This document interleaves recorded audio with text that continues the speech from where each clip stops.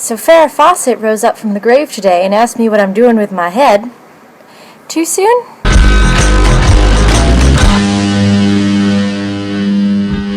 Welcome to 1973. No, just kidding. It's my dorm. Recently, something has come up that has lit a fire under the asses of a lot of content creators on YouTube, and I figured I would join the party. Most of you probably know what I'm talking about, but for those of you who don't, username 9brassmonkeys has been making a sort of webumentary called Becoming YouTube. There are a lot of things I really like about it. It asks big questions to interesting and influential people, the types of content creators who amass huge followings and by extension really set the tone for this media. I'm going to jump on the bandwagon here and make that issue number one. The fact that the types of creators that he is interviewing all belong to a particular community, a community of which he is a part. You know, if you're going to attempt to address the whole of an existence, then naturally certain groups are going to get pigeonholed. What I don't think is fair is to do that based on gender and then based on interest.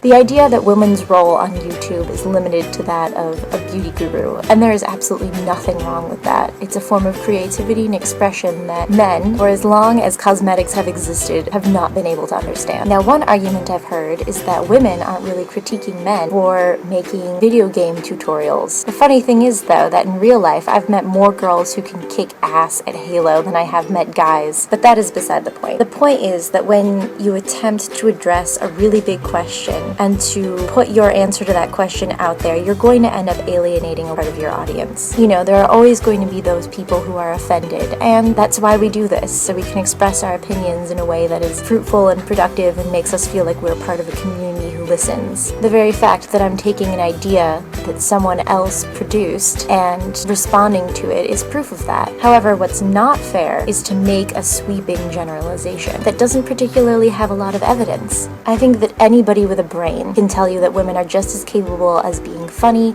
and creative and interesting as men, and that within this particular community there are a lot of people who do that on a regular basis. Gender identity has absolutely nothing to do with that ability. Furthermore, that there are a lot of women who do that and don't particularly care how their hair looks that day. You know, they're not concerned with being pretty, they're concerned with telling a story. What I don't appreciate about his work is that I think it's intended to piss people off. My immediate take was that women in this media subculture have something to be ashamed of, that they're not doing enough, that they're somehow not representing themselves and their quality content enough, because I would totally disagree with the statement that there is not enough quality content coming from women on YouTube. But the biggest thing I take issue with is the undertone that women are somehow to be pitied, or that women on YouTube feel they can't be creative or just vlog and voice their opinions.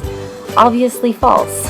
So then they end up doing hair and makeup tutorials instead. That this is the only way for them to gain any kind of following. That all they needed was an invitation to just come out of their shells and start making informative content, and that maybe someday they will be Zay Frank or 9brassmonkeys or the Vlog Brothers or Nariman or Charlie Is So Cool Like or Crabsticks or PJ. If this were true, then some of the most influential and popular YouTubers on this media would already be women. Women are just as capable of producing informative, interesting, entertaining content as men. And that maybe, if there really is all this criticism being slung at us all the time because, I don't know, we don't look or act a certain way, our content is all the better because of it. Aneen, I tag you in the Disney survey. I will be sending you the questions via Facebook.